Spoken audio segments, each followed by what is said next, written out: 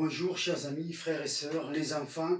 Nous allons encore aujourd'hui vivre une journée dans la grâce et le miracle de Jésus-Christ. Amen. Vendredi 10 avril 2020, rendez-vous du matin. Amen. Je vous ai parlé il y a quelques jours de Marina, une sœur qui était venue avec son mari Christian nous aider à faire de l'évangélisation dans les rues de Carcassonne pendant 3 jours et parler avec les gens, prier avec les personnes. Amen. Et je remercie Dieu pour ceux qui ont l'âme d'évangéliste pour aller vers les perdus. Amen. Donc,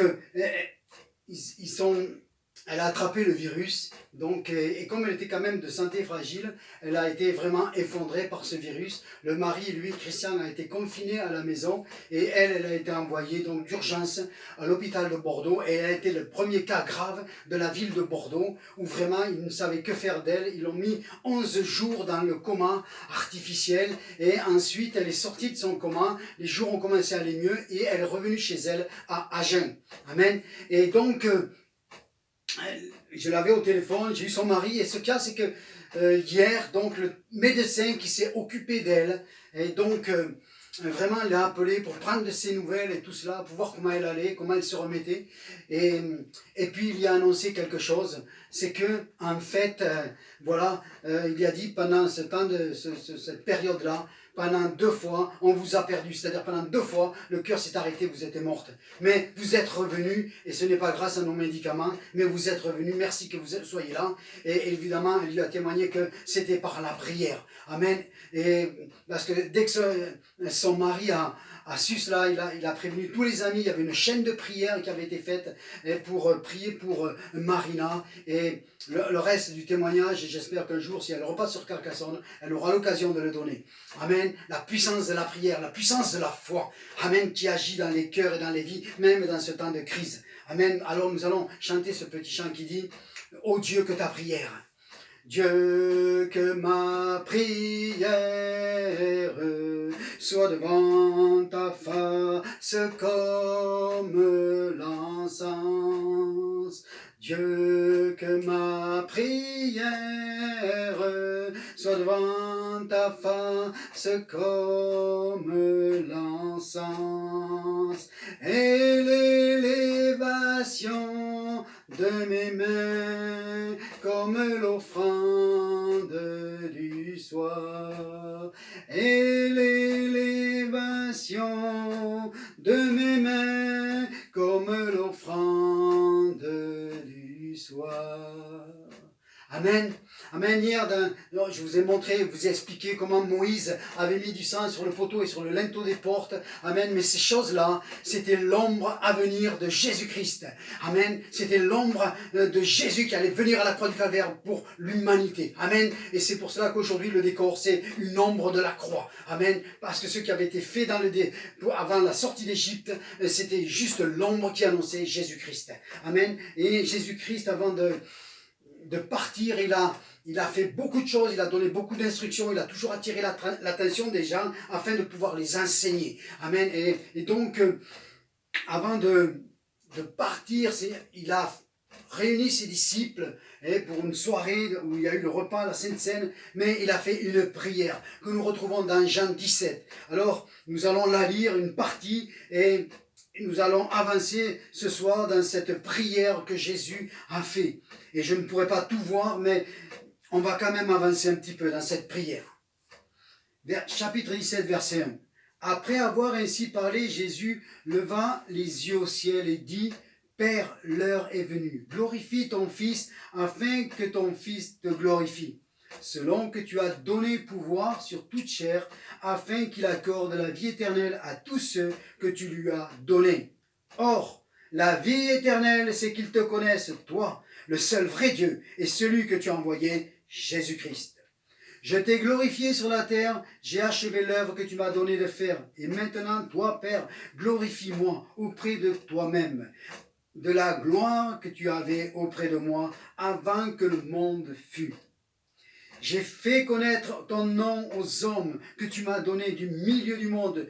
Ils étaient à toi et tu me les as donnés, et ils ont gardé ta parole. Maintenant, ils ont connu que tout ce que tu m'as donné vient de toi. car je leur ai donné les paroles que tu m'as données, et ils les ont reçues, et ils ont vraiment connu que je suis sorti de toi, et ils ont cru que tu m'as envoyé. C'est pour eux que je te prie, et je prie pas pour le monde, mais pour ceux que tu m'as donnés, parce qu'ils sont à toi. Et tout ce qui est à moi est à toi, et tout ce qui est à toi est à moi, et je suis glorifié en eux. Je ne suis plus dans le monde et ils ne sont pas dans le monde. Je vais à toi, Père Saint, garde en ton nom ceux que tu m'as donnés, afin qu'ils soient un comme nous. Lorsque j'étais avec eux dans le monde, je les ai gardés en ton nom. J'ai gardé ce que tu m'as donné et aucun d'eux ne s'est perdu. Aucun d'eux ne s'est perdu.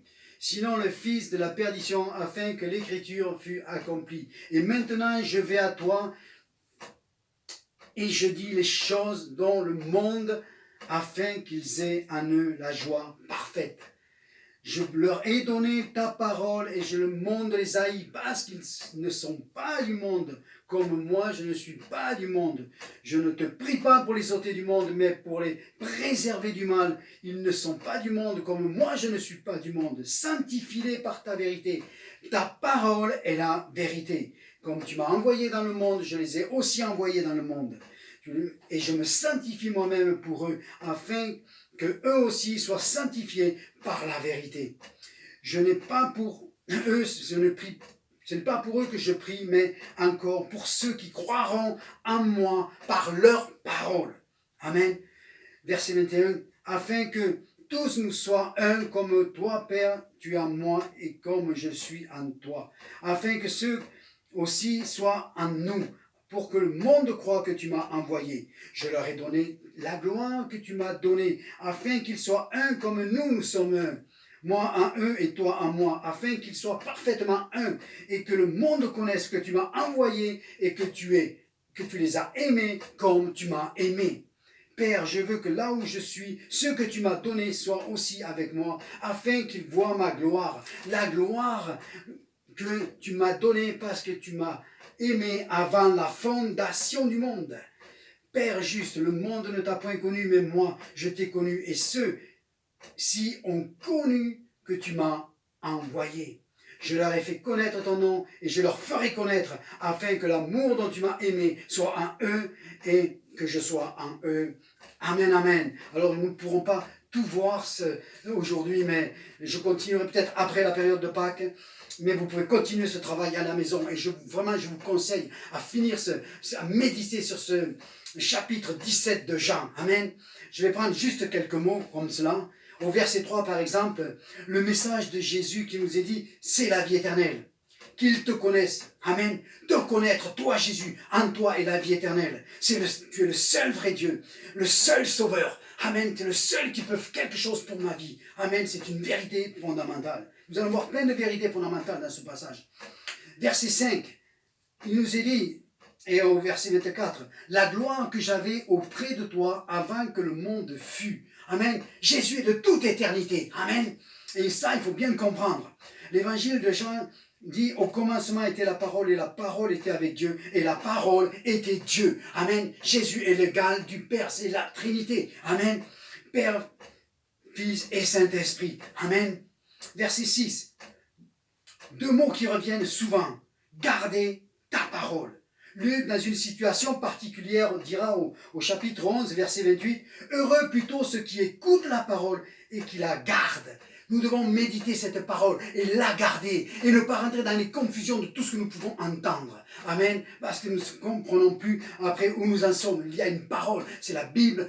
Médite la Bible. Amen. Verset 8. Ils ont cru que tu m'as envoyé. Amen.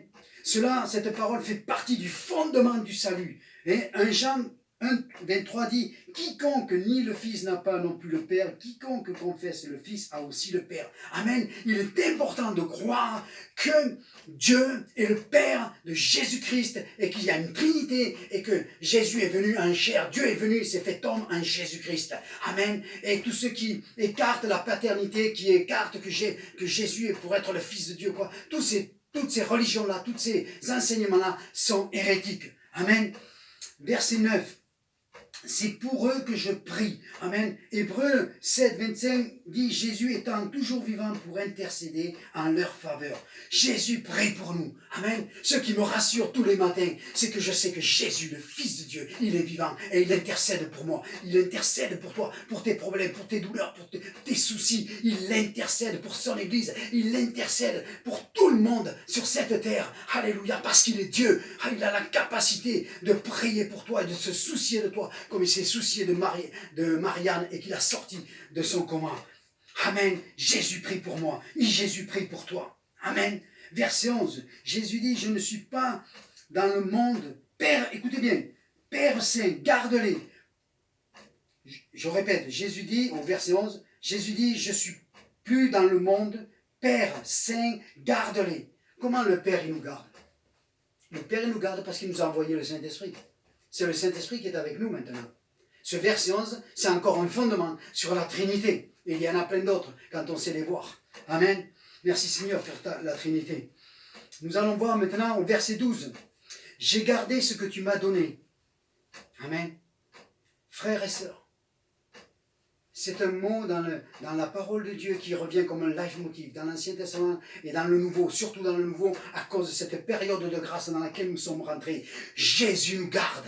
Amen. Nous sommes gardés par lui. Amen. Combien il y a de versets. Combien je suis heureux le matin. Je sais qu'il prie pour moi et je sais qu'il me garde. Amen. Et s'il me garde, alors je n'ai peur de rien. Amen. Je ne me laisse pas gagner par la peur, par la crainte, par la dépression, par toutes ces choses. Amen. Parce que je sais que je suis gardé par Dieu. Amen. Et rappelez-vous, il est marqué, aucune ne se perd. Amen. Mais on reviendra un jour là-dessus. Verset 13. Je vous parle d'une joie parfaite. Amen, verset 13, une joie parfaite. Jean 16, 24, dans le chapitre avant, il dit, demandez et vous recevrez, afin que votre joie soit parfaite. Amen. Amen. Ce que Dieu veut, c'est que tu sois rempli de joie. Une paix insondable. L'enfant de Dieu se repose sur un Christ qui l'a sauvé, sur un Christ qui le garde, sur un Christ qui prie pour lui, sur un Christ qui le remplit de joie et qui exauce ses prières. Amen. Alors ce matin, je prie pour vous. Puissiez-vous continuer dans ce chapitre 17 dans la matinée. Père, je te prie pour chacun ce matin. Je te prie d'étendre ta main. Seigneur, ce que nous avons vu hier, c'était l'ombre des choses à venir. Celui qui est venu, c'est toi, le sauveur du monde. Toi qui aimes. Alors tu aimes, Seigneur, déjà celui qui s'est engagé. Mais tu aimes celui qui ne te connaît pas beaucoup et qui aujourd'hui, à travers ta parole, veut se confier en toi, veut se donner à toi, veut venir à cette croix et reconnaître sa nature pécheresse et changer de vie et se détourner de son péché parce que tu es le Sauveur qui aime, qui pardonne et qui délivre. Maintenant, Père, dans le nom de Jésus, Amen.